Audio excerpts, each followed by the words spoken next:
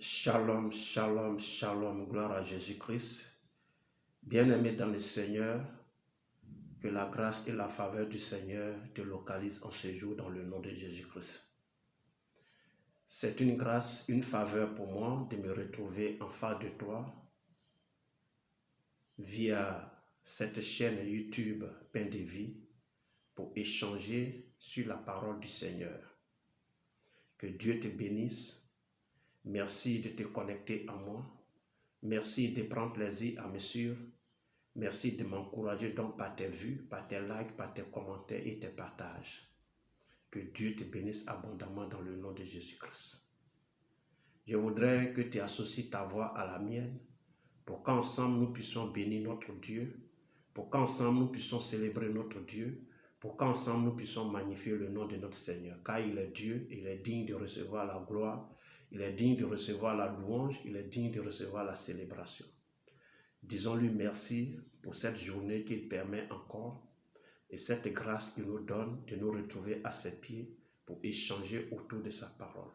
Qu'il bénisse dans ce temps, qu'il nous dispose à recevoir pleinement de lui, qu'il le cours de son sang précieux pour anéantir et neutraliser tout ce qui est distraction, tout ce qui est vagabondage d'idées, tout ce qui peut nous empêcher une bonne compréhension et une bonne écoute de sa parole en ce jour dans le nom de Jésus-Christ. Amen. Nous allons aller dans le livre de Colossiens au chapitre 1 à partir du verset 20 et ce jusqu'au verset 23 et voici ce que dit la parole de Dieu. Il a voulu par lui réconcilier tout avec lui-même, tout ce qui est sur la terre que ce qui est dans les cieux, en faisant la paix par lui, par le sang de sa croix. Et vous qui étiez autrefois étrangers et ennemis par vos pensées et par vos mauvaises œuvres, il vous a donc maintenant réconciliés par sa mort dans le corps de sa chair, pour vous faire paraître devant lui saint, irrépréhensible et sans reproche, si du moins vous demeurez fondés et inébranlables dans la foi, sans vous détourner de l'espérance de l'évangile que vous avez entendu, qui a été donc prêché à toute créature sous le ciel et dont moi, Paul, j'ai été fait ministre. Alléluia. Dans ce passage-là, sinon sur ce passage, je vais m'appuyer là-dessus pour parler de la réconciliation avec Dieu. Alléluia. Vous savez, les hommes parlent de réconciliation. Et nous, sous nos tropiques, aujourd'hui, je vais parler chez nous en Côte d'Ivoire, nous parlons de réconciliation depuis plus de 10 ans. Depuis plus de 20 ans, on parle de réconciliation. Au début des années 2000, on a parlé de forum de la réconciliation. Après, il y a eu même des structures de réconciliation. Et tout ça là. Pourquoi? Parce qu'on veut se réconcilier. Amen. Mais on réconcilie quoi? Ou bien on réconcilie qui? Enfin, on réconcilie des hommes. Mais pourquoi on doit réconcilier des hommes? C'est parce qu'il y a eu bruit, mésentente, palabre entre ces personnes-là. Donc, il faut les réconcilier pour qu'elles marchent à nouveau et en sainteté de vie. Elles marchent à nouveau en accord. Alléluia.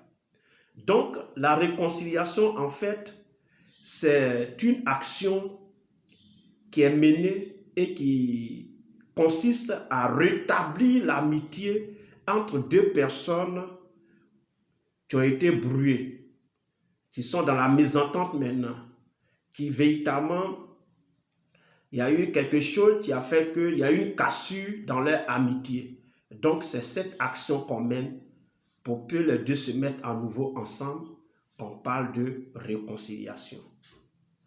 La réconciliation, donc, c'est le fait de mettre deux parties hostiles ensemble pour une paix sincère. Alléluia.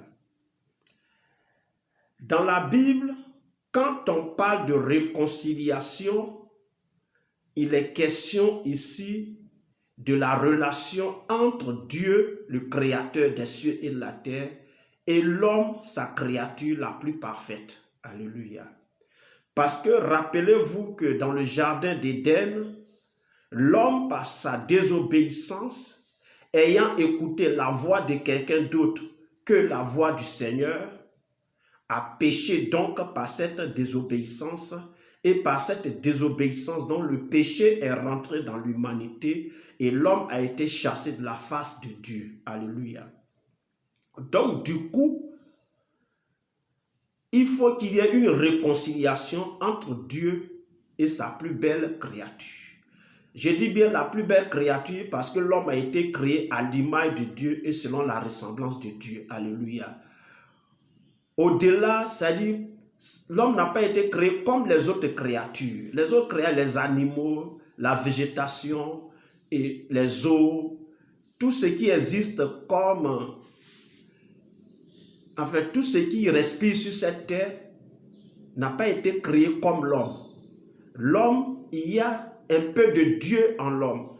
Nous reflétons l'image de Dieu et la ressemblance de Dieu. Alléluia. Donc, c'est pourquoi Dieu nous a confié de gérer sa création, de gérer donc ce qu'il a créé ici-bas. L'homme a échoué. L'homme a été chassé au devant de la face de Dieu. Alors, il faut réconcilier l'homme avec Dieu. Et c'est pourquoi le verset 20 dit, il a voulu par lui réconcilier tout avec lui-même. Alléluia. Donc, Dieu a bien voulu réconcilier tout avec lui-même. Tant ce qui est sur la terre que ce qui est dans les cieux. Alléluia. Donc, nous les hommes, c'est nous qui sommes sur la terre. C'est de ça que je vais parler. Alléluia.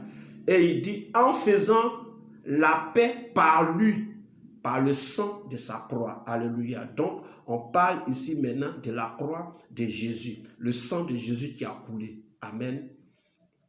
Donc, c'est de ça qu'il sera question dans cette série de vidéos d'enseignement, d'exhortation que le Seigneur me donne de produire par sa grâce. Amen.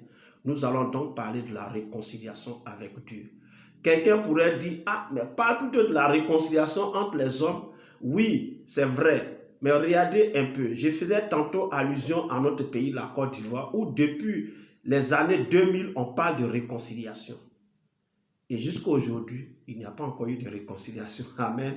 Vous êtes sans ignorer qu'il n'y a pas encore eu de réconciliation. Il y a encore des bruits entre les fils et les filles de ce pays. Pour dire que la réconciliation avec les hommes, entre les hommes, sera possible que lorsque l'homme lui-même se sera réconcilié avec Dieu. Amen. Alléluia. C'est-à-dire que la réconciliation entre nous les hommes aura, c'est-à-dire l'effet escompté, si et seulement si nous-mêmes les hommes nous sommes réconciliés avec le Créateur. Amen. Aussi longtemps que nous serons en bruit avec le Créateur, aussi longtemps que nous serons séparés du Créateur, aussi longtemps que nous ne serons pas en paix avec le Créateur, forcément, il nous sera difficile d'être en paix avec autrui, avec celui qui est à côté de nous. Amen. Alléluia. Parce que c'est lorsque je suis en paix avec Dieu, c'est là le Saint-Esprit de Dieu en moi transforme l'état de mon cœur et je vois mon ennemi et je dis que mon ennemi, je dois lui pardonner. Ça, c'est les sentiments qui animent Dieu. Dieu qui regarde le pécheur, mais qui pardonne le pécheur. Alléluia. Qui n'aime pas le péché, mais qui aime le pécheur. Est-ce que moi, en tant qu'humain, je peux aimer mon ennemi, voir quelqu'un qui me cause un tort grave, qui travaille en nuit à ma vie? Est-ce que moi, je suis capable de pardonner à ce dernier-là? Alléluia. C'est la question qu'il faut se poser, bien-aimé dans le Seigneur. C'est la question qu'il faut se poser. Amen. Oui, c'est pas possible. C'est par la grâce de Dieu que nous arrivons à pardonner à nos ennemis. Alléluia. Donc, la première réconciliation, c'est se réconcilier avec Dieu d'abord. Amen. Et quand on dit quelqu'un réconcilié avec Dieu, on dit qu'il est sauvé. Oui. Et il y a des termes comme ça dans la Bible qui sont utilisés pour résumer un peu le salut que nous obtenons. Parce que quand tu es réconcilié avec Dieu, ça veut dire que tu as fait la paix avec Dieu, ça veut dire que tu es sauvé. Amen. Mais il y a d'autres mots qui sont utilisés, comme le mot justification, comme le mot rédemption, comme le mot pardon, comme le mot réconciliation, comme le mot Bon, réconciliation, c'est de ça on parle. Comme le mot filiation, comme le mot justification. Alléluia. Vous savez, quand on parle de justification, c'est le fait que le pécheur qui se tient devant Dieu, comme l'accusé, comme celui qui a commis la faute, comme le coupable là, est justifié, est considéré désormais juste. Amen.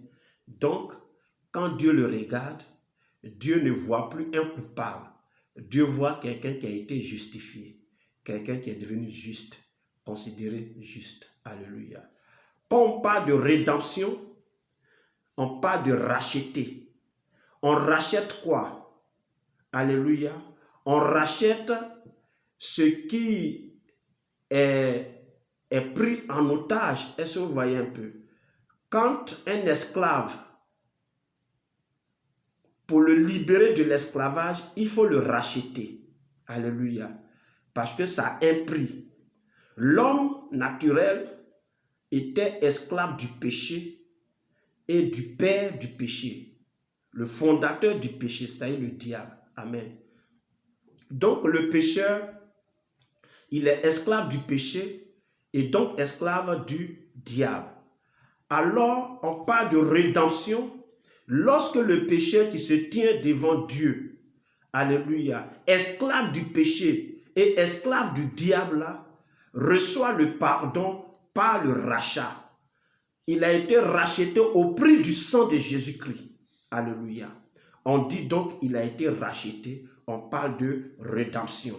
Il y a aussi le pardon. C'est le fait que le pécheur qui se tient devant Dieu, comme un débiteur, est gracié.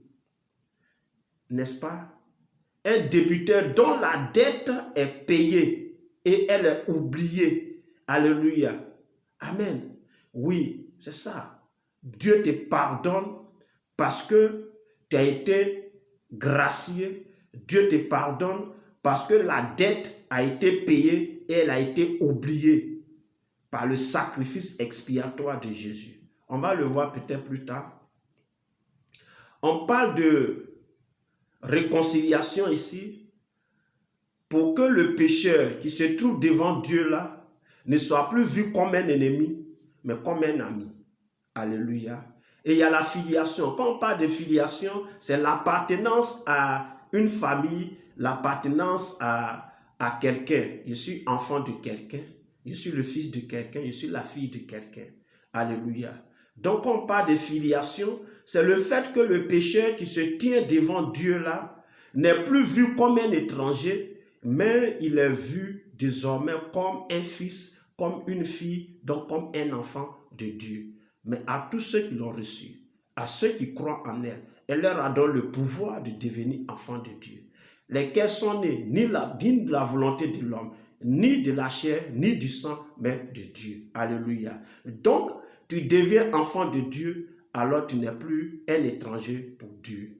Donc, dans la Bible, quand on parle de salut, il y a ces termes-là qui sont utilisés. Donc, quand je vais parler de réconciliation avec Dieu, je fais allusion au salut. Celui qui est réconcilié avec Dieu, il est donc sauvé. Amen. Et dans cette série d'exhortations que Dieu me donne de produire par sa grâce, nous allons voir donc la réconciliation avec Dieu sur 3 points essentiels. Le premier point, c'est le moyen que Dieu lui-même s'est donné, alléluia, pour nous réconcilier avec lui. Le deuxième point, c'est, comment j'ai appelé ça, le but ou l'objectif de cette réconciliation. Et le troisième point sera l'évidence de la réconciliation avec Dieu. Amen. Donc aujourd'hui, je parlais plus ou moins, c'est un peu comme je faisais l'introduction. La prochaine fois, nous allons donc parler du moyen que Dieu s'est donné pour réconcilier l'homme avec lui. Alléluia. Que Dieu te bénisse donc. Que la grâce et la faveur du Seigneur reposent sur ta vie. Merci de m'avoir suivi jusqu'à maintenant. Merci de m'avoir écouté. Sois richement béni depuis ta position. Porte-toi bien et nous sommes donc à la prochaine. Dans le nom de Jésus-Christ. Amen.